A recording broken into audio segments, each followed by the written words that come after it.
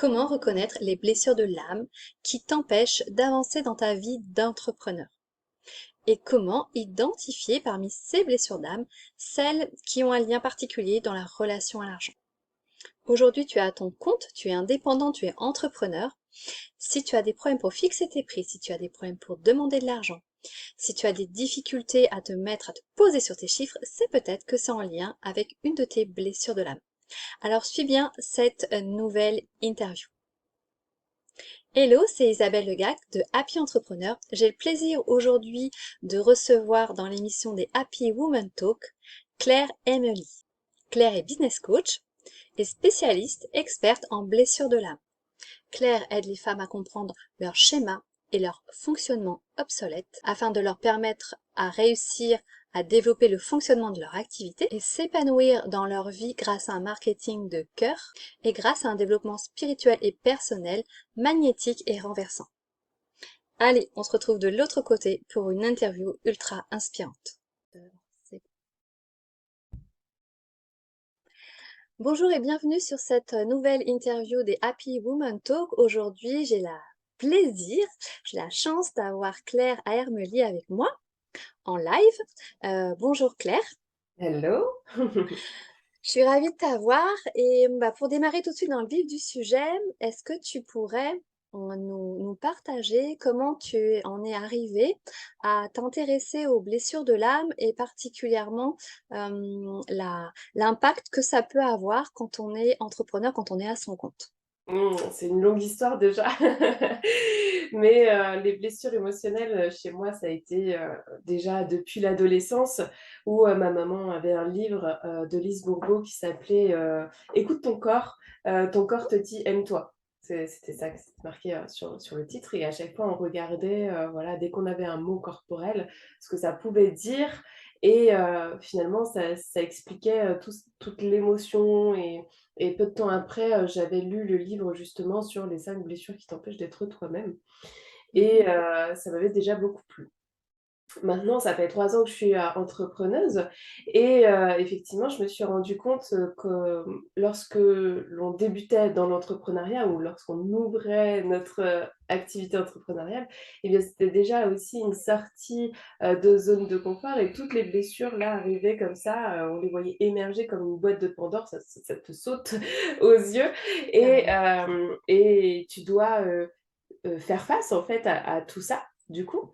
Et, et j'avais envie vraiment de partager ça aux personnes qui me suivaient en leur montrant en fait justement cet impact sur leur vie. Déjà, j'ai commencé par la vie personnelle et ensuite la vie professionnelle parce que je voyais beaucoup de personnes qui arrêtaient leur activité entrepreneuriale, mais principalement à cause des blessures émotionnelles, parce que on a beau avoir une stratégie bien ficelée, Oui. si derrière on a des Mm, blessures qui nous mm, empêchent de mettre en place ces stratégies, finalement on peut pas quoi. Il y a de l'auto-sabotage mm. et on arrête d'entreprendre alors que ce qu'on avait débuté était tout simplement magique et merveilleux. Ouais, ça devient trop lourd pour la personne à avancer avec son fardeau et C'est ça. elle peut pas être elle peut pas vraiment être elle-même quand elle est à son compte, quand dans son nouveau job, dans sa nouvelle activité, si elle doit en plus avoir derrière elle un sac à dos qui est très lourd à porter. D'accord. Et comment voilà, tu t'en es venu, qu'est-ce que tu leur as proposé? Comment ça a grandi? Comment ça a germé chez toi dans l'idée justement d'en faire une spécialité? Ouais, donc au début, c'est vrai que je me suis lancée dans l'entrepreneuriat. J'étais coach pour les personnes qui avaient des compulsions alimentaires. Et, Oui, gros et, sujet aussi ça. ouais, c'est ça. Émotionnellement, la nourriture, c'est wouh! Je crois qu'il y a beaucoup à dire. On parle beaucoup de, hum, de restrictions, enfin voilà, de mode d'alimentation, mais on oublie souvent le côté alimentation et émotionnel. Ouais. Donc là, ça devait être super intéressant aussi, déjà super riche comme. C'était, Euh, voilà, il y avait beaucoup de choses à dire sur le sujet. euh, et, et déjà, à cette époque-là, en fait, je me sentais pas tellement à ma place. Et puis, on faisait aussi, j'avais cette sensation que de l'extérieur aussi, on me faisait sentir que j'étais pas forcément à ma place. Et j'avais fait une méditation sur justement le chemin de vie. Et forcément, enfin, quand tu es un peu perdu, enfin, que tu sais pas trop, tu vas te raccrocher à certaines choses. Mais dans cette méditation-là que j'avais fait, j'avais vu les mots qui étaient apparus comme ça, blessure et âme.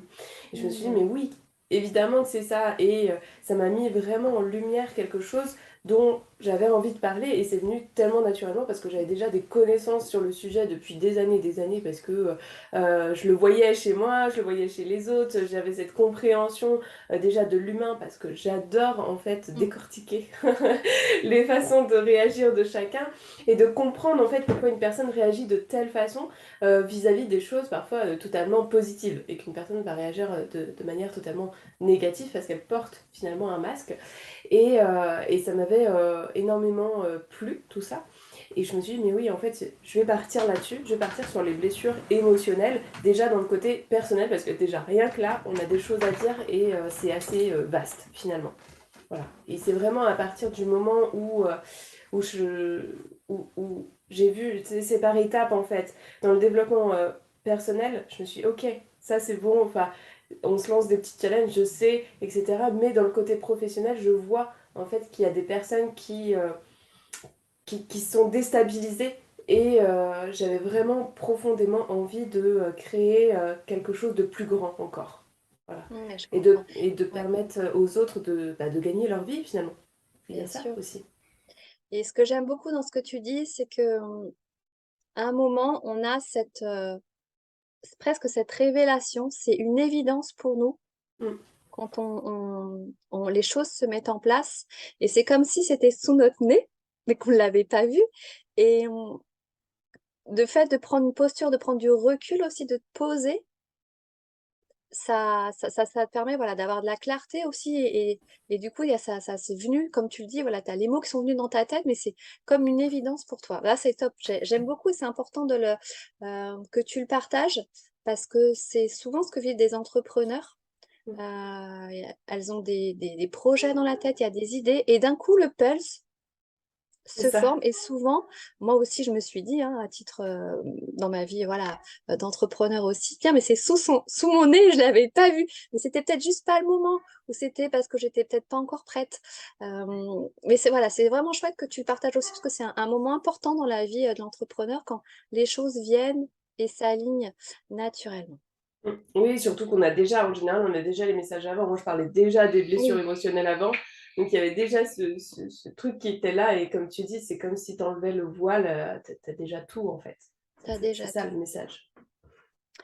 Et est-ce que tu pourrais nous partager, justement, nous identifier ou, alors je sais pas comment tu dis, ou nous cataloguer ou nous mettre un peu une cartographie de ces blessures, combien il y en a et sur à quels aspects ça va justement, ça peut toucher une entrepreneur? Mm. Donc, il y a 5 blessures émotionnelles. Donc, en général, bon, elles sont un peu classées par âge parce qu'une blessure émotionnelle en elle-même, on dit qu'elle vient de l'enfance avec un des parents, voire les deux. Voilà. Donc, D'accord? c'est vraiment de l'enfance. On les a, il y en a 4 sur 5 que l'on a d'office. Voilà, comme ça, au moins, on va pas dire, bah, moi, On j'en est ai avec. qu'une. Voilà, ça fait partie du patrimoine C'est ça. de chaque personne. C'est ça, c'est même si elle est déclenchée en fait par un de nos parents, finalement c'est Oui. comme si on essaie évidemment avec, comme si on signait un contrat en fait en se disant voilà je vais euh, je vais vivre ma vie avec une prioritaire, parce qu'en Mhm. général c'est comme ça, c'est une prioritaire et des autres qui vont s'actionner comme ça au fur et à mesure de ma vie et peut-être que j'ai signé pour le package, peut-être que je me suis dit tiens sur cette vie-là, pourquoi Grande j'expérimenterais promo pas? de l'année, grande promo, c'est les soldes de l'été. On signe pour toutes les blessures. Exactement. Et on en Bon. a pour toute la vie, c'est génial. Allez, soyons fous. C'est bien parce que moi, tu y mets du fun et ça, je trouve que ça dédramatise parce que le mot blessure est un mot en fait en soi très fort et tu viens mettre de la douceur et toi, tu parles d'un package. Bon, bah finalement, on vit avec. Euh, C'est ça. Bon, excuse-moi, je t'ai coupé. Vas-y, parle-nous de. Ouais, non, non, mais c'est ça.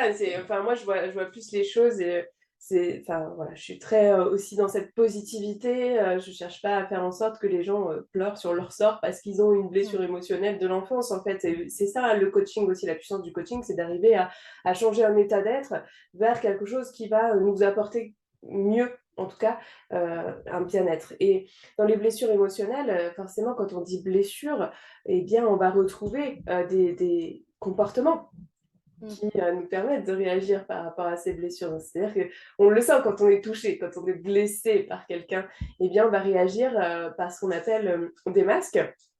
Donc, par exemple, la première blessure qui s'appelle le rejet, on va utiliser le masque du fuyant.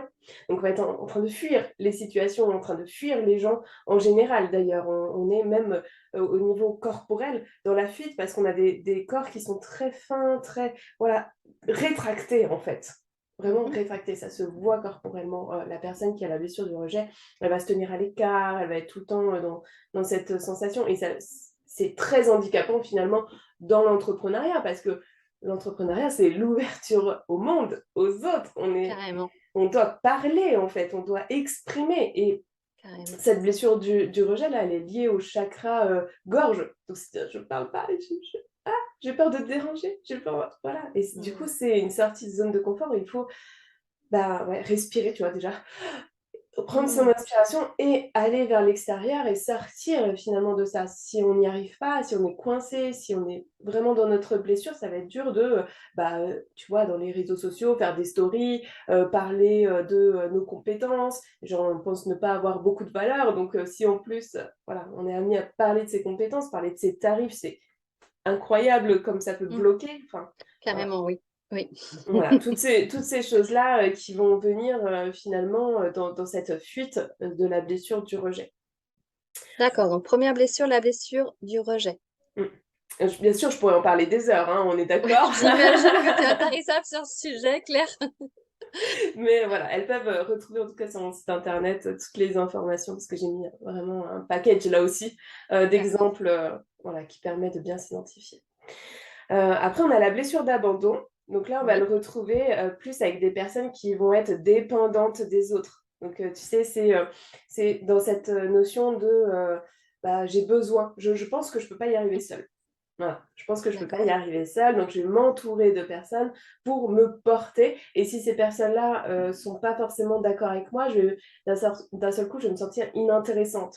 Tu sais, c'est aussi sur les réseaux sociaux où tu vas lancer une publication et puis tu es là en train de tu réactualises pour voir si combien il y a de likes. Il n'y en a pas Oui, assez. tu as Il y a besoin pas- d'avoir comment, la reconnaissance des autres, l'avis des L'attention, autres, c'est vraiment l'attention, ouais. l'attention des Voilà, autres, tu penses l'attention. que si les autres valident ce que tu dis, c'est bon, tu Oui. as leur attention en fait. Alors, tu penses véritablement que c'est de l'amour, tu vois. Mmh. Mais c'est pas pour rien que c'est le like, c'est le cœur, tu vois. C'est que vraiment, D'accord. les sociétés ont compris qu'il y Mmh. avait aussi des blessures derrière à attiser. Il y a quand même de l'ego Mmh. derrière tout ça, tu vois. Bien Et sûr. du coup, on a besoin d'attention, on a besoin de groupes. Donc, ce sont des personnes qui vont arriver dans des groupes, qui vont avoir besoin de soutien, Mmh. vraiment, de se sentir soulevées par les autres. Et du coup, si elles n'ont pas ça, elles vont tomber dans la drama queen. On l'a toutes fait ça. Oh mon Dieu, mais non, c'est pas possible, je vais rien, je vais pas y arriver. Et Oui. on est dans la plainte et on va se plaindre aux autres personnes en disant que on est, voilà, notre projet, ça va être compliqué. Et puis on va pleurer toutes les larmes de notre corps parce que là, et voilà, on va tomber vraiment dans le drame, en fait. C'est la victime, en fait. La Voilà. victime, d'accord. Le mot à retenir, c'est blessure d'abandon, victime. D'accord. Ouais, ouais. Dépendance victime Dépendance affective ou dépendance du regard des autres, finalement. Ouais, c'est On ça. arrive à se montrer. Là, la personne arrive à se montrer. Ouais, Par elle aime contre, elle bien. attend de capter l'attention des autres, en fait. Exactement. Ça va être Il y a un ça. lien de C'est... dépendance qui se crée avec son Ouais, public, les réseaux sociaux. D'accord. exactement. Donc, c'est un autre Exactement. stade. C'est Ah bien, ouais, déjà, la c'est personne autre arrive à se chose. montrer. Ouais, ouais, mais la problématique, du coup, c'est de vraiment vouloir d'attendre, en fait, l'aval des autres hein, Oui. pour créer, en fait. On crée pas par amour, par cœur, à l'intérieur, Mm. pour donner aux autres, non. On est dans cette dépendance. vraiment. Et on va se sentir vraiment pas bien dès que tu vas avoir une chute d'audience. D'un seul coup, tu vas te dire que ouais, t'es inintéressante, etc. Et du coup, ça peut avoir de fortes répercussions dans ton activité entrepreneuriale. Émotionnel, voilà, ça te met en mode down si les gens arrêtent de te liker, si les gens arrêtent de te mettre des commentaires. Ouais, Je totalement. comprends. Donc ça, c'est la deuxième. La troisième, ça va être la blessure d'humiliation, finalement. Humiliation. Donc c'est celle-là qu'on n'a pas forcément. Parce que quand même qu'on dise, c'est celle-là que soit tu as le package avec celle-là, sinon ça veut D'accord. dire que tu ne l'as pas forcément celle-ci, puisque c'est une blessure émotionnelle qui va se rajouter sur les autres, sur les quatre.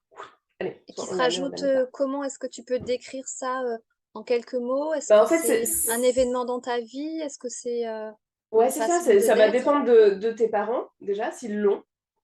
Et du coup, Oui, si toi-même, tu as choisi bah, voilà, de répondre à cette blessure-là. Mais en général, tu sais, on copie le comportement de nos parents. Donc, il oui. suffit que l'un d'eux l'ait pour que bah, on tende finalement à avoir cette blessure émotionnelle.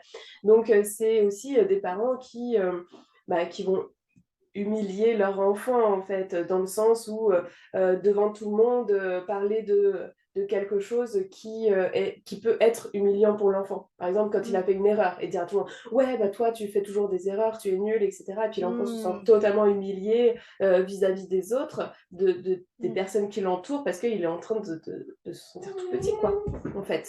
Mm. Donc, il y a vraiment D'accord. cette notion. Donc, l'humiliation dans l'activité entrepreneuriale, voilà, c'est ça en fait, c'est se sentir petit face aux autres. C'est ne Mm. pas arriver à mettre en place des choses où tu sais, D'accord. c'est vraiment cette notion de tu vas valoriser les autres plutôt que toi. Voilà. C'est souvent plus facile. Et d'ailleurs, au moment de la vente, c'est un truc qu'on retrouve très souvent. C'est beaucoup plus facile de vendre l'offre, le produit d'un autre, de parler de quelqu'un d'autre que parler de soi. Je, Ouais. je suis passée par là aussi et c'est vrai que c'est une thématique que je retrouve fréquemment voilà, dans ma communauté, chez mes clients. Et d'accord, donc ça rejoint la blessure d'humiliation. C'est ça. On va se sentir beaucoup plus On petite. se sent petit. Est-ce qu'on est Voilà. dans la comparaison donc avec les autres, c'est ça? Les autres ont mieux Alors, réussi que moi, les autres. Si je suis plus petit, c'est quelqu'un est plus grand, Alors, je c'est me vraiment cette compare. sensation. Alors, il n'y a pas. Cette comparaison se fait presque instinctivement et naturellement. On ne va Ah pas être oui. dans la blessure, parce qu'il y a une autre blessure, la blessure d'injustice, où là, on va aller se comparer aux autres. Ah d'accord, Voilà. d'accord. Là, on est Oui. vraiment dans cette notion de je sais profondément que je suis Hmm, petite. Je me suis toujours hmm, considérée comme telle, en fait, depuis l'enfance. On m'a hmm. toujours fait considérer comme petite. Et du coup, j'ai Petit. du mal à mettre en place ces choses. Et en même temps, la blessure d'humiliation, c'est quelqu'un qui s'efface. Elle va être vraiment dans cette notion de je rends service à droite, à gauche, j'ai un planning Hmm, overbooké, je fais plein de choses, j'ai pas de temps pour moi. J'aimerais être libre, parce que mon but c'est d'être libre, donc il y a beaucoup d'entrepreneuses qui sont comme ça, je veux être libre, mais en même temps, eh bien, j'ai un agenda qui est blindé et je ne peux pas avoir cette liberté. Donc, je me retrouve en contraction vis-à-vis de tout ça. Et ce sont des personnes qui vont avoir tendance à grossir beaucoup plus facilement parce qu'elles vont se rajouter des couches de stress, hmm. tu vois. C'est je Je suis comprends. stressée, donc je vais manger, Oui, je vais manger, je suis oui. encore stressée, etc. Et je me rajoute des couches et je porte Hmm. aussi le fardeau des autres parce que je pense que c'est de ma faute. Voilà. Je J'ai- porte le fardeau des autres, donc il y a un côté prise de poids, il faut prendre du volume aussi. À la fois, la personne se sent petite et à la fois, elle est capable Et de oui, parce que ça, physiquement de prendre du poids parce c'est qu'elle ça. prend le poids des autres sur ses propres épaules.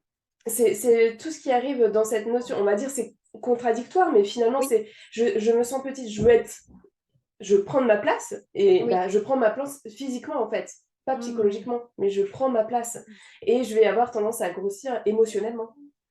Voilà, c'est pas des choses, même des personnes qui vont manger comme tout le monde, on va dire, mais qui vont grossir parce que émotionnellement, elles Hmm. essayent de prendre de la place.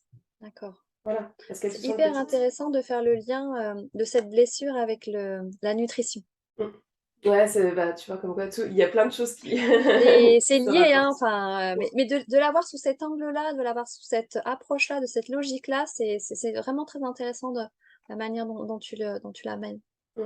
Donc, effectivement, dans l'entrepreneuriat, c'est ça, c'est aussi, ce sont des personnes qui vont s'occuper de leur activité, mais tu vois, elles vont avoir des amis qui vont arriver en Oui, disant, ah ouais, tu pourrais pas faire ça avec moi. Ah oui, oui, tiens, je vais faire ça avec toi. Et finalement, bah, elles vont délaisser une partie de leur activité pour aider les autres, en fait. Elles vont être vraiment dans l'aide aux autres et du coup, elles vont laisser leur activité un petit peu en berne comme ça et finalement Elles vont se couler. disperser, elles vont enfin, elles vont donner leur temps aux autres sans avoir de pense. Elles vont pas se faire passer en premier. C'est ça C'est que tu veux ça, dire? D'accord. exactement. Elles vont pas rester focus sur leur projet. Elles vont s'éparpiller au Oui. gré des demandes Ouais, il y a pas de des uns et limite, en des fait. autres. Il n'y a pas de limite, C'est d'accord. ouais, moi je viens après, donc c'est aussi cette notion d'être Hmm, petite, hein, finalement. Moi je suis la petite, je vais me considérer après et après coup, des fois, c'est pas du tout. d'accord. Mmh. Bon. Donc, vigilance aussi sur cette blessure-là, parce qu'elle est quand même vraiment bloquante aussi pour avancer dans son Mmh. projet d'entrepreneur. Ouais, Donc, humiliation, ça c'était la troisième blessure. voilà. Après, c'est la trahison La qui, heu trahison. Waouh. qui va être là. Donc la blessure de trahison, ce sont des personnes qui ont besoin de se montrer aussi. Donc elle est liée à la blessure d'abandon, hein. On dit que les 2 sont liés et ça va être des personnes qui vont se sentir fortes. En fait, elles vont avoir besoin de montrer leur force, leur puissance. Et tu sais, sur les réseaux sociaux, on le voit souvent avec des personnes qui ont besoin de prouver. J'ai Hmm. besoin de te prouver que ma méthode fonctionne et je te l'ai prouvé par A plus B que ça fonctionne, etc. Et t'as cette année de messages en disant, tiens, regarde, regarde, regarde, et puis ça, et puis ça. Et t'es là, oui, ok, on a compris que ça fonctionnait. Donc, c'est du marketing qui est souvent agressif. Voilà. Parce que forcément, j'ai besoin de montrer, de De prouver que je suis convaincre forte. aussi, peut-être. Montrer, Exactement. convaincre, de. Ouais. C'est pas juste j'explique, ça va plus loin. J'ai Ah, ça besoin va plus loin. Ouais, ouais. que tu C'est rentres dans le schéma de pensée, en fait. exactement. Et si t'es pas d'accord, je peux te bannir. Tu Ah dégages. oui, à ce point-là, c'est d'accord. Ouais, ouais, ouais. Si tu partages pas mon opinion, je te. Ok. Ouais. C'est presque excessif quand même. C'est fort comme. Mais ouais, on peut. Alors, on n'est pas obligé d'en arriver là, Oui. hein. Mais quand on a une forte blessure de trahison, c'est ça parce qu'en fait, on préfère. Tu sais, c'est un peu la personne qui va aller dans une entreprise. Tu sais, tu es dans une entreprise et puis ton patron te dit oui, je vous vire. Et puis la personne va dire non, c'est moi qui démissionne. C'est Ah, totalement c'est ça, ça. tu vois. D'accord. Ok. C'est dans cette même notion-là. T'es pas d'accord avec moi, et ben je te vire. Voilà, c'est moi qui prends la décision, c'est pas toi qui vas te séparer de moi. Parce que Hmm. voilà, je n'accepterai pas. Et il y a vraiment cette notion de réputation. Et finalement, on le voit souvent, c'est-à-dire que c'est pas encore ça. Ça va être dans le pire des cas, effectivement, où on va être dans cette notion de on veut prouver. Des fois, on va prouver, on va essayer en douceur de prouver des choses, etc. En disant non, je veux prouver, je contrôle aussi beaucoup de choses, hein, puisque c'est Le le contrôle. Ouais. contrôle de tout ça. Et puis, à certains moments, ça va être vraiment, voilà, ouais, je vais essayer de faire en sorte que l'autre adhère à ce que je suis en train de dire et je veux avoir le dernier mot. Et tu le vois aussi, même dans des conversations écrites, Oui. tu sais, la personne essaye d'amener son point de vue, tu vas répondre et à chaque fois, c'est le dernier mot, le dernier mot. Et même si tu dis, bon, bah, bonne journée, et qu'elle l'a dit bonne journée avant, toi, tu vas dire bonne journée, et la personne dit, oui, c'est ça, à plus. Oui, d'accord, ok. Ok, tu vas avoir le dernier mot. Là, on sait qu'il y a aussi cette blessure de trahison D'accord. qui est derrière. Ok. Voilà, socialement, on le sent en fait qu'il y a cette notion de contrôle, Hmm. vraiment. Elle est très présente.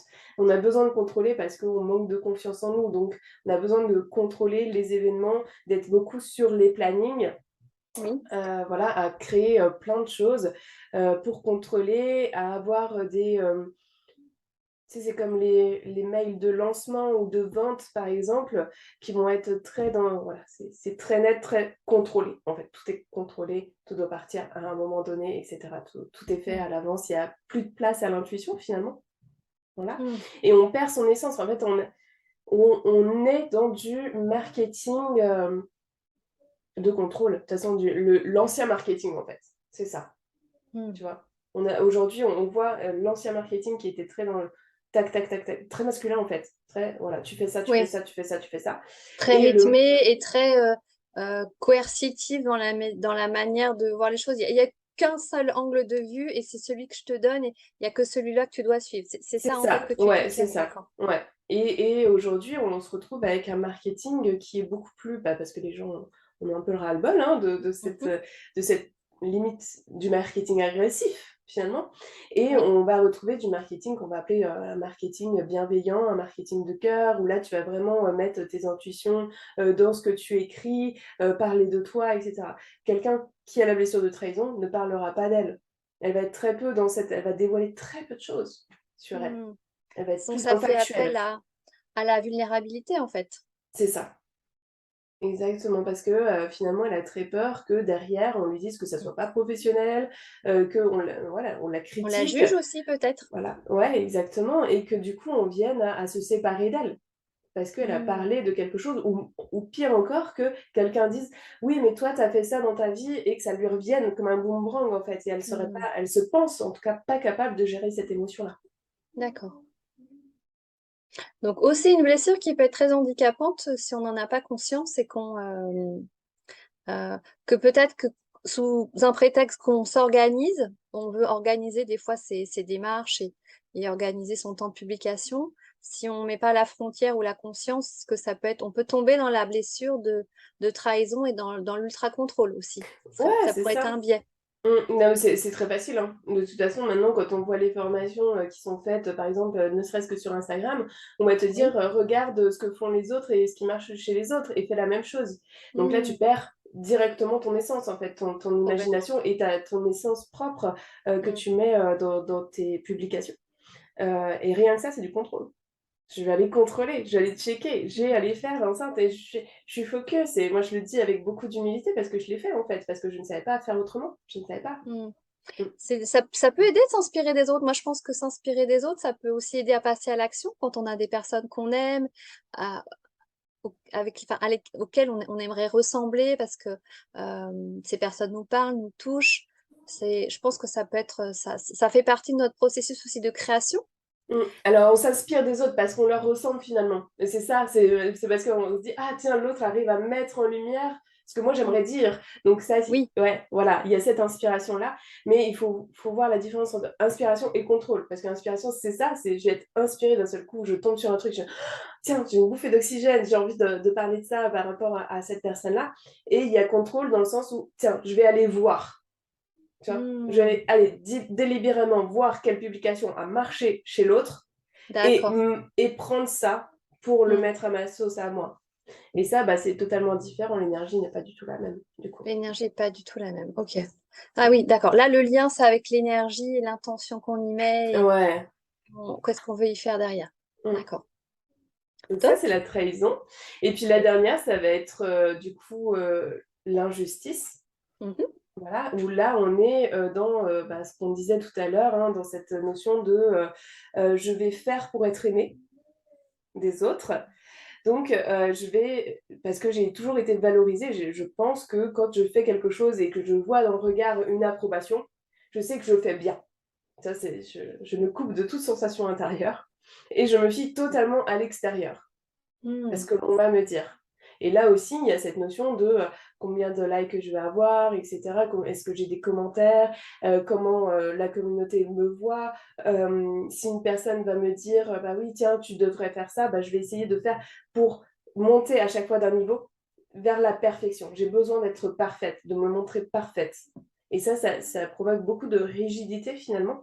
Et ce sont des personnes qui vont tendre beaucoup plus vers du burn-out parce qu'elles vont essayer de répondre aux attentes de tout le monde en fait, Mm. pour Elle veiller à se être une coupe d'elle. perfection. Ouais, la Ouais, personne se coupe d'elle dans la blessure d'injustice pour toujours faire plus, comme on dit, le driver soit parfait. Ce serait c'est ça? ça, exactement. Et puis du coup, elle s'en rend pas compte parce que c'est un automatisme qu'on a de l'enfance, hein. Les blessures émotionnelles, on s'en rend pas forcément compte. Il suffit qu'on mette en lumière quelque chose. Ah oui, effectivement, ça c'est moi. Ou je fais encore ça, tu sais, le pointage de doigt. Ah ouais, je fais encore ça aujourd'hui. Donc c'est bien de voir effectivement dans quelle notion on a ce besoin, voilà, d'être parfait ou de répondre aux attentes, en fait. C'est vraiment ça. Je réponds aux attentes des autres. Je vais leur poser des questions et c'est eux qui vont m'aiguiller, et je Mm. vais essayer de, voilà, vous préférez quoi entre ça et ça. Et ce qui est très handicapant finalement, c'est de ne pas publier parce que c'est pas Oui, parfait, tu vois. d'accord. C'est le manque de passage à l'action qui va être l'handicap principal de la blessure d'injustice? Mais c'est de tout le temps vouloir avoir le mot parfait, D'accord. etc., par peur du jugement des autres. Vraiment, il y a cette comparaison dont on parlait tout à l'heure. Comparaison. Là, pour le coup, tu vas pas chercher véritablement à te comparer, mais tu vas ouvrir voilà, un réseau social, tu vas tomber sur une de tes concurrentes, parce que en tant que blessure d'injustice, tu vas l'appeler comme ça, alors que c'est une Hmm. collègue. Hein. Aujourd'hui, on sait qu'on est tous collègues. Partenaire. Euh, Moi, j'aime bien le mot partenaire parce qu'on voilà. on apporte on a des éclairages différents et on a tous des personnalités et des pourquoi, surtout des pourquoi qui sont juste uniques. Mm. Euh, ok, Donc, ouais, mais tu tombes sur une personne et puis d'un seul coup, cette personne-là, elle t'inspire, elle va dire, voilà, moi j'ai vendu tant de programmes, tu te dis, ah, elle réussit, puis moi je réussis pas. Ça veut dire que j'ai mal fait quelque chose. Tu vois, la hmm, réflexion, elle est là, c'est sur le faire. J'ai mal fait quelque j'ai chose. mal fait. D'accord. Mm. Mais c'est assez infantilisant finalement d'être toujours dans la posture d'attendre euh, les attentes des autres pour passer à l'action. Bah oui, parce qu'en fait, on est toujours dans cette notion ouais, de l'enfant, tu sais, qui montre son dessin à son parent en disant, tiens, regarde, est-ce que c'est bon? Est-ce que j'ai bien fait? Tu vois. Voilà. Et on est aussi dans cette notion, moi je le vois beaucoup sur par exemple, des formations, tu sais, où tu fais apprendre quelque chose et que la personne dit, est-ce que j'ai bien fait là? Et là, j'ai bien fait Hmm. ça. Et là, tu penses que c'est bien ce que j'ai fait. Et bah, oui, tu vois que la personne, elle a besoin d'une validation. Et tu vas lui dire, mais toi, qu'est-ce que t'en penses? C'est ça le plus important. Ça, je le comprends aisément parce que c'est encore aujourd'hui notre fil conducteur depuis l'enfance et notre mode d'apprentissage. Mm, Et ça, au-delà même, je pense, de notre cercle familial, le mode éducatif en France aujourd'hui, il est encore très basé sur c'est bien, c'est pas bien. Et le système de notation, il est vraiment fait là-dessus et on te tacle sur tes fautes. mm. On t'enlève des points au lieu de... Il y a le système anglo-saxon qui dit, regarde tout ce que tu as fait de bien, je te valorise par rapport à ça. Ouais, Et je pense que voilà, ça vient aussi nous mettre cette blessure sans arrêt. Et moi qui ai vécu en entreprise assez longtemps, on te tacle très souvent sur ce que tu fais pas bien. Non, alors ça, on te met la le doigt. loupe, le C'est miroir ça. grossissant. Et si tu as fait une petite erreur dans un dossier, un chiffrage hyper compliqué, moi, on attendait de moi que je sois parfaite, donc j'avais jamais le droit à l'erreur. Mais on met rarement, moi j'ai trouvé, alors je parle de mon cas parce que c'est celui que je connais bien, on me parlait rarement de mes réussites, de tout ce que j'avais valorisé, des idées nouvelles, de ce que je pouvais apporter en plus-value. Non, il fallait surtout qu'on tacle ce qui n'allait pas. Tu vois, et ça, on n'a pas besoin d'être entrepreneur pour les avoir, ces blessures-là. Je pense, hérité de notre mode d'évaluation. Et j'espère que c'est en train de changer. Enfin, je pense que c'est en train de changer. Moi, clairement, j'ai un autre regard sur l'apprentissage et faire des erreurs, ça fait partie des apprentissages et c'est C'est ça. complètement OK. Et j'espère qu'il y a des maîtresses qui sont en train de changer. Voilà, enfin, je pense qu'il y a beaucoup de parents aussi qui sont en train d'essayer de faire autrement par rapport à ça. Et évidemment, quand on hérite de tout ça, quand on se met à son compte, qu'on a un certain âge, et ben, on hérite de ça aussi dans notre sac à dos. Donc, ouais, c'est bien que tu mettes en lumière cette blessure d'injustice. C'est Donc, on bien résume. aussi, hein, tu Ouais. vois, c'est bien que tu le dises comme ça parce que finalement, on se rend compte qu'on l'a tous et que Mhm. dès l'enfance Ouais. et que c'est pas, voilà, c'est pas de notre faute, tu vois. Non. Il y a vraiment cette notion, c'est pas de notre faute, mais on peut changer par contre, tu vois. On peut changer à partir du moment où on met de la conscience dessus et ce qu'on Exactement, sait, qu'on a la douceur de se dire, OK, j'en suis là aujourd'hui et demain, où est-ce que j'aimerais aller ou de quoi je Mm, n'ai plus besoin pour avancer. exactement. Donc Claire, si je résume, donc il y a 5 blessures. Donc tu me corriges si je dis des bêtises. C'est la blessure de rejet, la blessure d'abandon, la blessure d'humiliation, la blessure de trahison et la blessure d'injustice. Exactement. J'aimerais un jour qu'on fasse un petit switch, ou en tout cas qu'on fasse un parallèle entre les blessures de l'âme et comment ça se traduit dans la relation à l'argent. Pourquoi la relation à l'argent? Parce que c'est un de mes domaines fétiches et hum, c'est aussi un bagage dans lequel on hérite depuis qu'on est tout petit par rapport à notre, cercle familial, par rapport à ce que la société nous met, par rapport aux mythes aussi que la femme se met et c'est un de mes chevals de bataille dans la mission que je me suis fixée, c'est aussi libérer, la femme quand elle est à son compte de, la relation à l'argent, en tout cas d'en faire quelque chose d'apaisé, d'en faire quelque chose avec lequel elle est réconciliée et qu'elle se serve de l'argent comme un outil, comme une énergie au service, de son entreprise. Et je trouve que ça serait intéressant qu'on ait cette discussion de, quel parallèle on peut faire entre les blessures et les croyances qu'on a ou pas, dans notre relation à l'argent. Mmh. Moi, je trouve ça super intéressant aussi de se challenger là-dessus. C'est vrai que bah, c'est comme tout, on a des blessures émotionnelles, on le sait, et elles impactent finalement toutes les sphères de notre vie. Et l'argent en fait partie. Et c'est vrai, effectivement, que quand on est entrepreneuse, on devrait commencer, en tout cas, par guérir notre relation à l'argent, parce que ça y fait beaucoup. Donc, si on fait un parallèle, si on reprend par exemple chacune des blessures hein, en condensé, je sais que voilà, on n'a pas non plus toute la journée.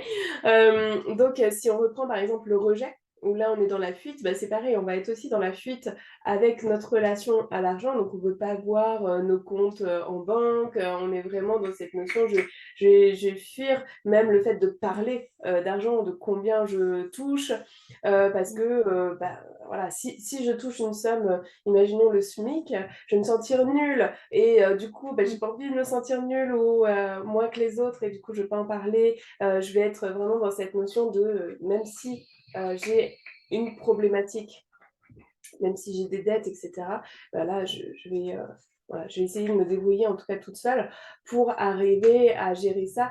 Mais au quotidien, j'essaye de ne pas trop être focus sur cette notion d'argent. Je vais plutôt fuir. Je le mets à distance, Voilà. c'est ça? C'est-à-dire je le Ouais. regarde pas mes comptes, je le mets à distance?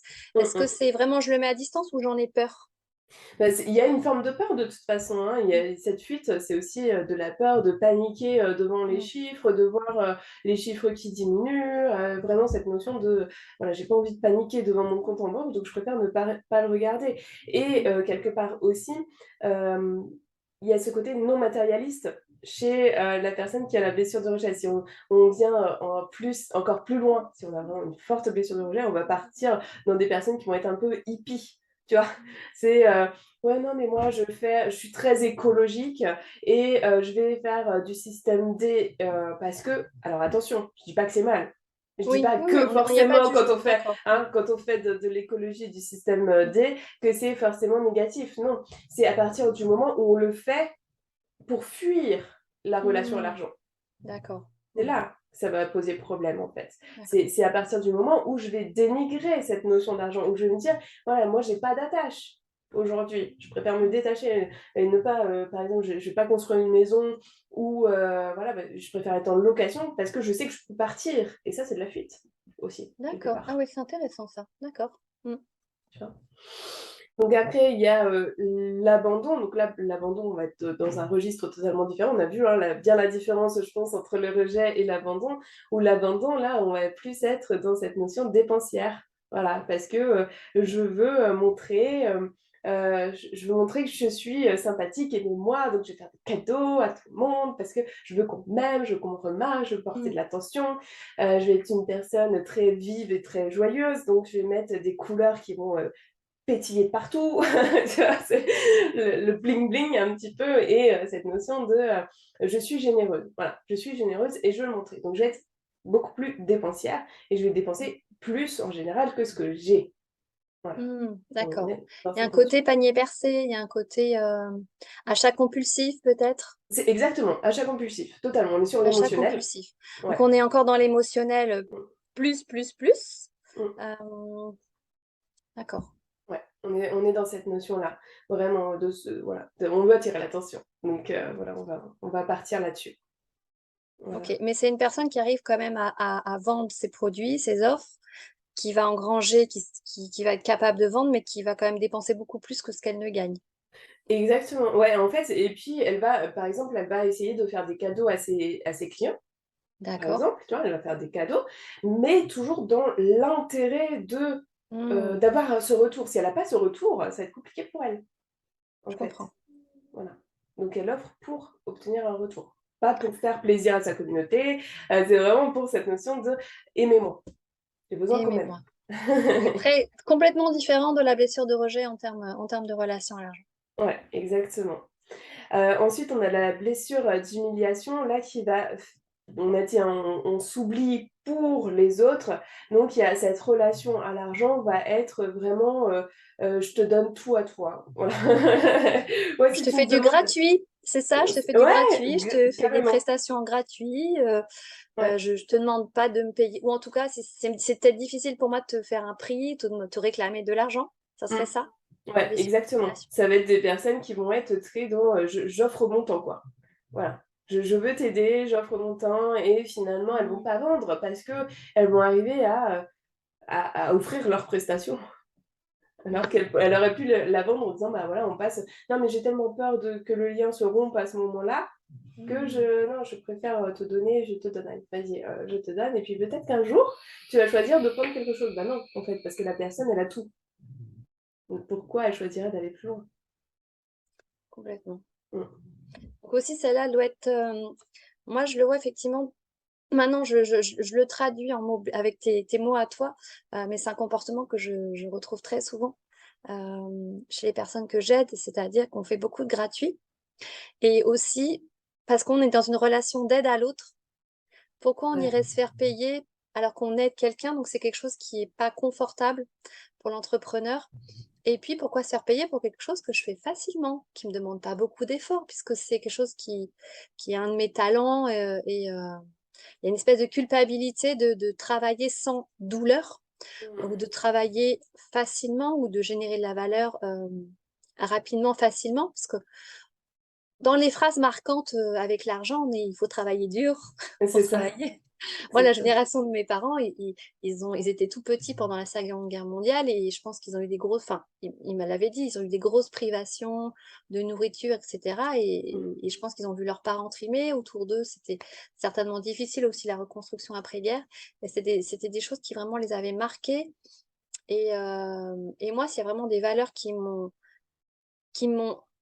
accompagnée durant, voilà, ma construction, jusqu'à l'âge adulte, c'est, effectivement, il faut mettre un certain nombre d'heures, un certain labeur sur Mm. le travail qu'on fait. On peut aimer son travail, ça c'était un truc qui était important pour eux, en fait. On peut aller vers des choses qui nous plaisent, c'est déjà bien. C'est déjà bien, je pense qu'ils avaient déjà passé un cap, mais ils avaient tout leur background d'enfants et je pense qu'ils faisaient comme ils pouvaient. Ouais, c'est ça. Je pense que c'est aussi important de dire à un moment, on hérite d'un contexte familial et de reconnaître que nos parents, ils ont fait comme ils pouvaient et que Mm. les outils qu'ils avaient À ce moment-là. à ce moment-là. Mm. Ouais, Tellement. d'accord. Donc la blessure d'humiliation, on fait du gratuit, on donne beaucoup et on n'arrive pas à demander. Et donc possiblement, est-ce que rentre aussi dans cette catégorie les gens qui ont du mal à fixer leur prix ou qui font des prix trop faibles? Bah, c'est des prix, bas, hein, forcément, vu qu'on se D'accord. sent, petite, donc on va pas Ouais. voilà, le luxe ne nous est pas autorisé en tant que blessure, d'humiliation, tu vois? C'est pas possible, donc on va être Mmh. vraiment dans cette notion de, je fixe des prix, même, presque plus bas que les autres. Mmh, d'accord. Mmh. Dans la blessure de trahison, donc là, vu qu'on veut montrer confiance, hein, on est différent avec cette notion d'argent puisqu'on veut montrer qu'on est puissante, que ça y est, on a une entreprise qui tourne et du coup, Oui. il y a cette, valorisation, financière aussi. Tu vois, on va mettre des choses en place qui vont montrer encore une fois que ça marche, Mmh. que, il y a une, réputation. Tu vois ce que je veux dire? C'est vraiment tout est carré. Tout est bien, cadré et il y a une réputation à tenir et du coup, on va être dans cette notion aussi, au niveau de l'argent. C'est-à-dire, on va acheter des choses, on va montrer ce qu'on achète qui vont Mmh. valoriser l'entreprise, tu vois? Dans laquelle, on est, en fait, qu'on a créé nous-mêmes. Ça va être des personnes qui vont faire, «Tiens, regardez, je me suis acheté un nouveau téléphone grâce à mon Mmh. activité entrepreneuriale, grâce D'accord. à tout ce que je gagne». Ça va être aussi des Mmh. personnes qui vont avoir, cette tendance à, tu sais, montrer leur compte en banque ou montrer le nombre de D'accord. ventes, tu vois? Ouais, aujourd'hui, j'ai vendu ah, regardez, une personne m'a payé, tant. Ah, une autre personne m'a payé tant. Mmh Toujours mh. dans le but de, bah, Se rassurer d'auto-valorisation. aussi. C'est ça, ouais. Mais de montrer, c'est la Mmh. réputation qui compte. La Voilà. réputation qui compte. Mmh. Et c'est vrai qu'on voit sur le net, il y a quand même beaucoup d'entrepreneurs, mais c'est plutôt assez masculin comme comportement de se valoriser sur leurs chiffres, de se valoriser sur leur chiffre d'affaires, sur leur, capacité à vendre. J'ai, il y a quelques femmes qui le font, mais je trouve que c'est vraiment quelque chose qui est typiquement, masculin. Je sais pas ce que tu en penses là-dessus. Est-ce que tu fais aussi une différence, approche homme et approche femme dans l'aspect émotionnel et relation à l'argent? Alors les hommes, je pense qu'ils se sont plus autorisés effectivement Mmh. à faire ça.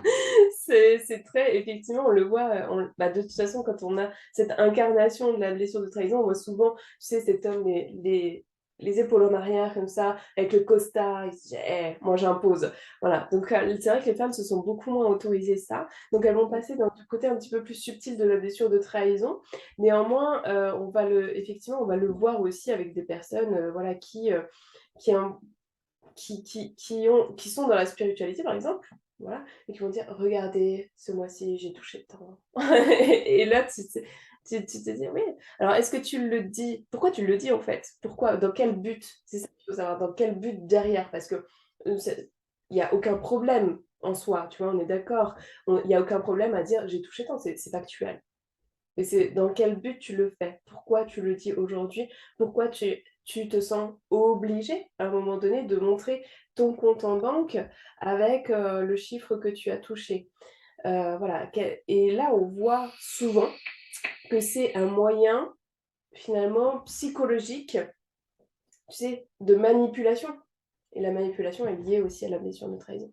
On l'apprend, tu sais, dans les ventes, dans le Mmh. marketing, justement dur, de se dire, voilà, montrez vos chiffres et cetera. Montrez-leur que oui, je dis pas aujourd'hui, ça fonctionne encore ce genre de processus, tu vois, de procédé. Parce que quand on voit quelqu'un qui touche, 10 000 voire plus par mois et qui te dit: «Mais tu peux faire pareil», dans ton inconscient, forcément, le cerveau va se dire: «Ah mais oui», mais ça reste tout de même de la manipulation parce qu'on Mmh. sait aujourd'hui que, bah, une personne qui démarre de zéro, demain, elle sera peut-être pas à 10 000 € en fait. Voilà. Il faut avoir cette conscience Ouais. en tant que professionnel, tu vois? Donc ce qui est important que tu soulignes, c'est que, on peut parler de ces chiffres, on peut les mettre en avant. Ce qui est important, c'est avec quelle intention on le fait.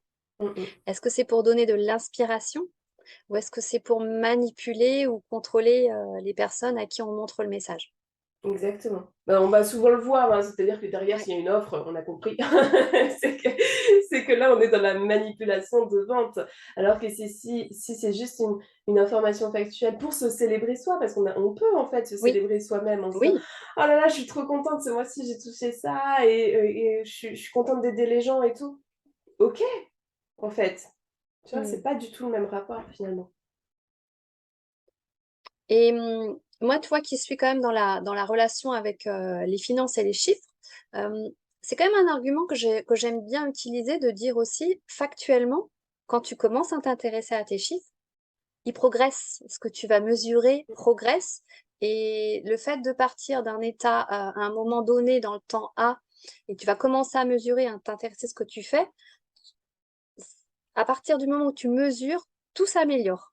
Et Ouais. c'est quand même aussi intéressant, enfin moi j'aime bien aussi le montrer pour montrer aussi à la personne que c'est accessible, tu vois? Pour elle, que c'est dire, si tu te sentais vraiment nulle avec tes chiffres et que pour toi c'était un handicap et que tu pensais que tu allais pas être compétente pour le faire, de lui expliquer que le parcours de telle personne qui était en phobie, aujourd'hui elle s'en amuse avec et elle se met une réunion toutes les semaines pour, faire son suivi. Il y a aussi un côté pédagogique, tu vois? De montrer Bien qu'on sûr. on peut changer, hem et là où je te rejoins à 300 Claire, c'est quelle intention je mets derrière et des fois, moi je pense que je peux être aussi maladroite dans ma manière de présenter les choses. Comme tu l'as dit avec toutes les blessures, hein, je me reconnais, à des moments de ma vie un peu dans tout. Hem, on a un petit peu de tout en nous, voilà, je l'assume Exactement. totalement. Je pense que j'ai mis pas mal de conscience sur déjà ce que tu as décrit et c'est intéressant de voir que, la discussion qu'on a aujourd'hui, voilà, ça va aussi m'aider. J'espère que, bah, les personnes qui suivront cette interview vont aussi s'inspirer de ça pour, se dire, «Quelle conscience je mets sur ma communication?» Mmh. Mais exactement, oui, en fait, si je reprends, hein, moi, c'est comme je le dis avec beaucoup d'humilité, si je Mmh. reprends tout ce que j'ai fait, je vois aussi mon propre cheminement et pourquoi j'ai fait certaines choses et à quel moment je me sentais blessée et que j'ai fait certaines choses aussi Oui, et ce que ça et les répercussions finalement que ça a eu derrière. Il faut bien aussi comprendre que, une réussite, quelle qu'elle soit, bah, est due à notre entièreté, en fait. complètement. Mmh. Voilà. Et pour finir, la blessure d'injustice, du coup, avec cette notion d'argent, donc de perfection. Hein. Donc là, on va être aussi dans cette notion de quel chiffre je dois atteindre pour viser cette perfection. On est dans cette notion de j'ai un chiffre, j'ai un chiffre, j'ai un chiffre, j'ai peut-être ça, ça, ça, ça. Et on va être rigide par, par rapport à ça. Et du coup, on ne se félicite pas. La blessure d'injustice, c'est vraiment dans cette notion de je ne ressens pas d'émotion. C'est je le fais parce que je me suis fixé un objectif. Et tu sais, souvent on se dit, voilà, fixe-toi un objectif et va vers cet objectif. Allez, vas-y, fonce, etc. Et sauf que derrière tout ça, il y a plein de cheminements. Tu peux pas, tu utilises forcément une blessure en faisant ça.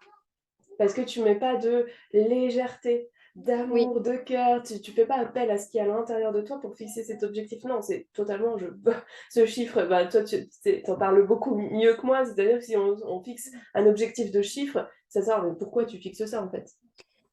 Parce que ça doit te servir de guide, de repère. Mm. Et c'est drôle parce que ce que tu évoques là, ça me renvoie à une des étapes de ma première formation en ligne que j'ai lancée. Et dans l'étape 4, c'est suis tes chiffres et félicite-toi, ou mesure tes progrès, mais surtout et félicite-toi. Pour moi, c'était indispensable de relier les deux. C'est pas juste mesurer pour mesurer quelque chose, c'est regarde l'évolution que tu as, prends plaisir à voir comment tu fais grandir ton activité. Ça te permet d'avoir de la gratitude aussi pour ce que tu fais. Exactement. Et comme tu dis, la légèreté euh, cette flexibilité qu'on peut avoir finalement on se fixe un but à atteindre parce que moi j'ai vraiment l'impression que le cerveau de toute façon ça l'aide à aller de l'avant, ça sert de guide, de repère.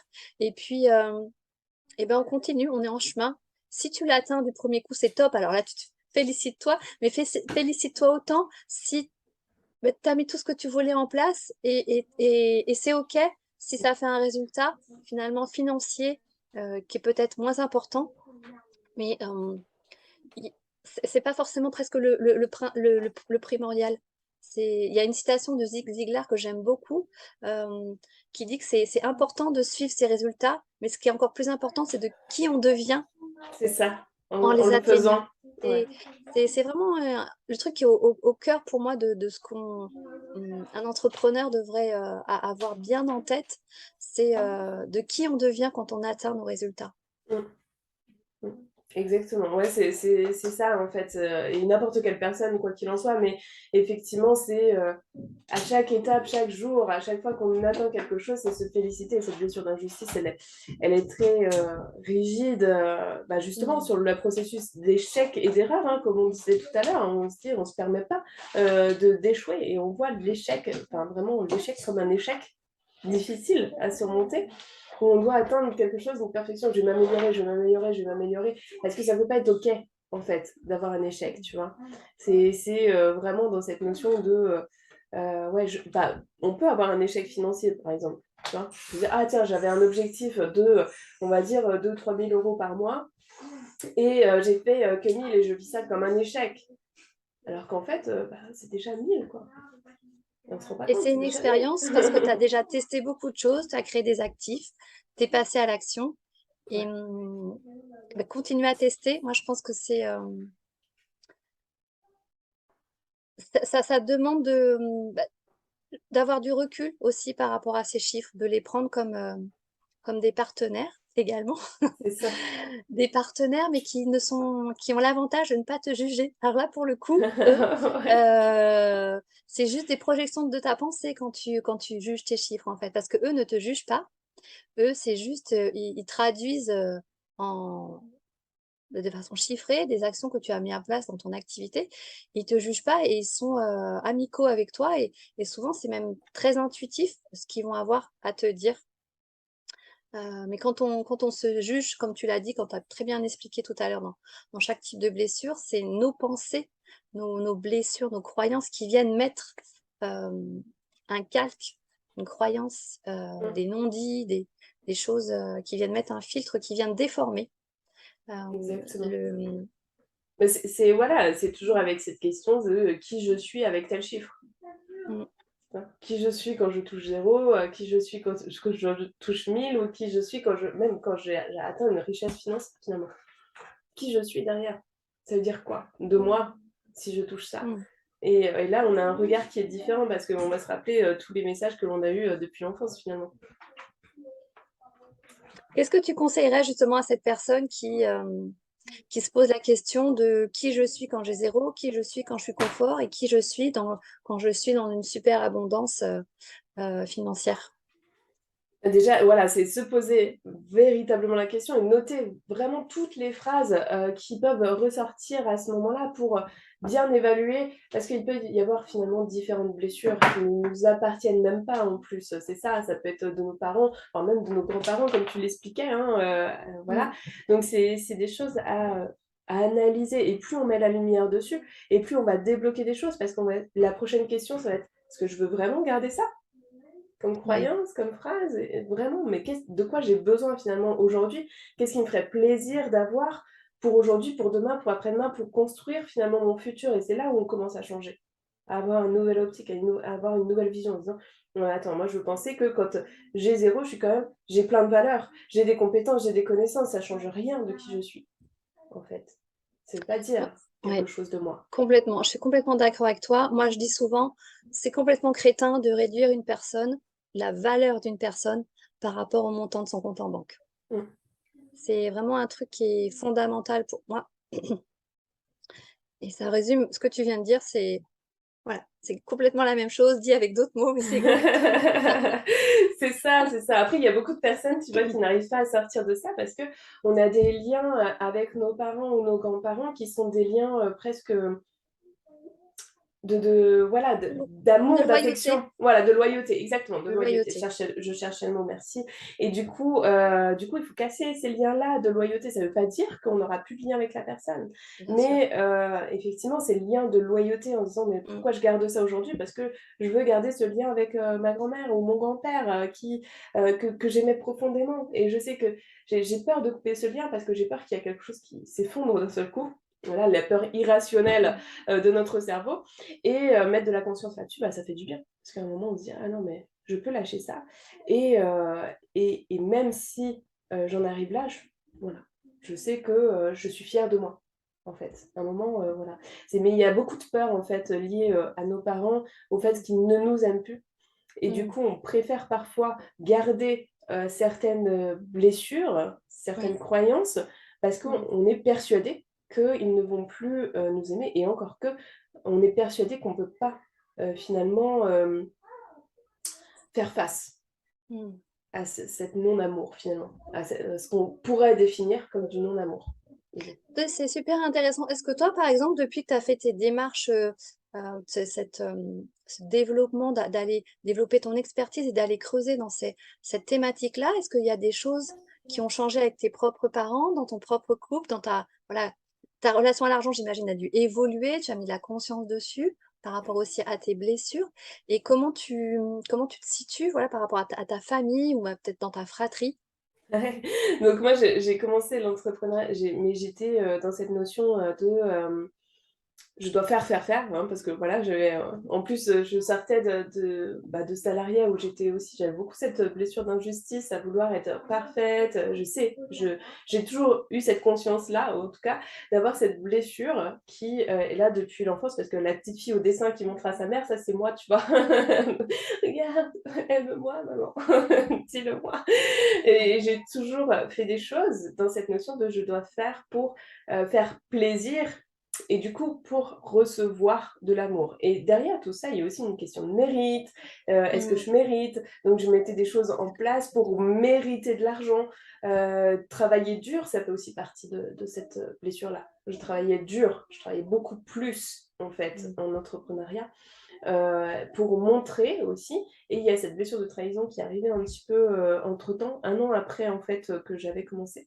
Parce que mon père et deux de mes frères m'ont dit qu'ils n'étaient pas totalement d'accord avec mes décisions et mes choix d'être en entrepreneuriat. Donc leurs peurs sont venues s'additionner à tout ça pour que je revienne à la normale, on va dire, et que je reprenne un emploi salarié. Et j'ai dû faire un choix Mmh. qui m'imposait à ce moment-là. Donc ça a été forcément un chamboulement, quelque chose qui a changé toutes mes perceptions, où j'ai dû vraiment travailler sur ce côté d'amour, justement. Hein, c'est pas parce que les autres vous disent, en tout cas, que ça ne leur convient pas, qu'ils ne vous aiment pas. Et ça, c'est important. C'est pas parce qu'on a des blessures émotionnelles que forcément derrière on ne vous aime pas. C'est pas parce que une personne préfère ne plus avoir de contact avec vous qu'elle ne vous aime pas. Et ça, Mmh. c'est aussi bien de comprendre ce cheminement-là. C'est qu'elle se protège, mais ça ne veut Oui. pas dire qu'elle n'a pas d'amour pour vous, en fait. Il Mmh. y a eu vraiment tout ce cheminement qui a fait que bah, ça m'a permis encore plus de m'affirmer, de poser mes jalons. Non, c'est c'est fini. Justement, je suis plus la petite et j'ai pas besoin qu'on me contrôle là-dessus. Et d'avancer en fait sur cette notion-là et d'avancer aussi sur bah, toutes les croyances de mes parents vis-à-vis de l'argent, parce que mes parents sont agriculteurs. Donc un sou est un sou. Allez, Mmh. on referme un petit peu cette boîte. Là, le travailler dur était forcément Mmh. bah, enfin voilà, j'ai eu ça depuis l'enfance, donc vraiment toutes ces croyances-là étaient vraiment à déblayer pour se dire non mais attends, j'ai le droit de respirer, j'ai le droit de m'occuper de ma famille, j'ai le droit aussi de mettre de l'amour dans ce que je fais, d'offrir les choses avec le cœur, etc. Et de ressentir cette légèreté dans, voilà, dans ce que je propose. Et de lâcher prise aussi sur toutes les stratégie, pourtant j'aime bien, tu vois, tout ce qui est stratégie, et cetera. Mais comme je l'ai dit finalement au début, de lâcher prise sur ce que font les autres qui marchent mieux, Mmh. d'être dans cette notion de maintenant, mais qu'est-ce que j'ai envie de proposer, comment j'ai envie de le proposer, quelles Mmh. couleurs me plaisent, parce qu'il y a aussi cette notion, ah tiens, cette couleur-là, elle marche mieux chez l'autre, allez, je vais aussi la prendre pour moi et je vais voir si ça plaît, si ça plaît pas, puis j'ai demandé à ma communauté, puis j'étais totalement perdue parce que finalement, on se fie plus aux autres qu'à soi-même et c'est un retour à soi où on enlève des couches, des couches, des couches pour proposer. Et ça se fait petit à petit. Bien sûr, nous, on est dans cette notion de, bah, on l'a vécu et on veut aider les autres pour que ça aille plus vite chez eux. Pour Bien qu'ils sûr. évitent voilà, de passer dans cette notion-là, de tirer sur la corde et finalement Mmh. d'arriver dans un burn-out entrepreneurial. Alors, Mmh. tu vois, l'explosion de cerveau, c'est on choisit l'entrepreneuriat pour être libre, pour se sentir en tout cas libre et en réussite. Et finalement, on est en burn-out, on avait Oui. décidé de s'occuper de sa famille, d'être présent pour eux, puis finalement on passe plus de temps dans son activité entrepreneuriale qu'avec eux, et tout ça, bah, on doit Mmh. le prendre en compte à un moment donné et se dire qu'est-ce que j'ai envie. Je connais bien ce que tu décris. En tout cas, Claire, merci beaucoup pour le partage que tu viens nous donner, qui était, qui reflète vraiment la jolie personnalité que tu as et que tu es capable, en fait, tu oses montrer toutes tes vulnérabilités et ce que tu en as fait et la résilience aussi que tu mets sur ton parcours. J'adore. Je regarde l'heure, mais je crois qu'on a beaucoup, beaucoup parlé. Il est 11h11 et on est le 8-8. Il y a quelque J'adore. chose qui se passe. Claire, est-ce que tu veux dire un petit mot de la fin pour cette interview? Donc, ben, moi, je vous invite véritablement à mettre de la conscience sur ce que vous faites. C'est le message hein, du jour, à voir dans quelle notion vous partez, pourquoi vous faites les choses, en fait. Tout simplement, c'est pas je dis je fais ça parce que je veux obtenir tel résultat. Non, bah justement, pourquoi tu veux obtenir ce résultat-là particulièrement, pourquoi c'est important pour toi, et de voir si vous êtes dans l'amour de transmettre, dans le plaisir de ce que vous faites, ou vous le faites pour obtenir quelque chose. Et ça Mm. a une influence forcément, c'est différent. Top. Voilà. Claire, pour les personnes qui voudraient te retrouver, te suivre, on passe par quel chemin? Où est-ce qu'on Alors, te retrouve sur le net, sur le digital? Est-ce que tu as un site? Ou est-ce que tu as un programme spécifique aussi dont tu veux parler quelques minutes justement pour dédier voilà, aux entrepreneurs et aux blessures de l'âme? donc ouais, moi on me retrouve sur, Instagram, du coup, Les Blessures de l'âme. Et sur mon site internet www.lesblessuresdelame.com. Donc comme je le disais, tout à l'heure, hein, vous pouvez retrouver d'ailleurs, toutes les informations liées aux blessures émotionnelles avec beaucoup d'exemples et déjà aussi, de quoi, éveiller vos papilles avec, Génial. 1 semaine, pour déjà bouger les choses. J'ai créé, c'est gratuit, hein. Vous vous inscrivez et vous recevez, du coup un programme d'une semaine pour, avoir des prises de conscience. Donc D'accord. voilà, ça c'est déjà, top et puis, en ce moment donc moi je prends encore du coaching individuel. J'ai encore quelques places seulement en coaching individuel et bientôt, on va ouvrir de nouveau des places pour l'école Business Achiever. Donc là qui est une école de, transmission, de voilà, pour développer, son business sur internet avec, du marketing de cœur et bien sûr des blessures émotionnelles et ce qu'on a rajouté aussi, c'est du design humain, donc qui D'accord. regroupe astrologie, numérologie, King, dans voilà, c'est vraiment, quelque chose de chouette quand on veut comprendre en tout cas, notre chemin et notre propre Mm. fonctionnement. Voilà, c'est un outil de connaissance de soi très puissant. Donc on l'a Génial. rajouté aussi dans cette école parce qu'on trouve important, de Mm. bien se connaître, comme on a dit, Carrément. hein, aujourd'hui. Carrément. Bien se connaître. Voilà, Bien se pour connaître pour, entreprendre. ouais. Mmh. C'est chouette. Et écoute, merci infiniment Claire.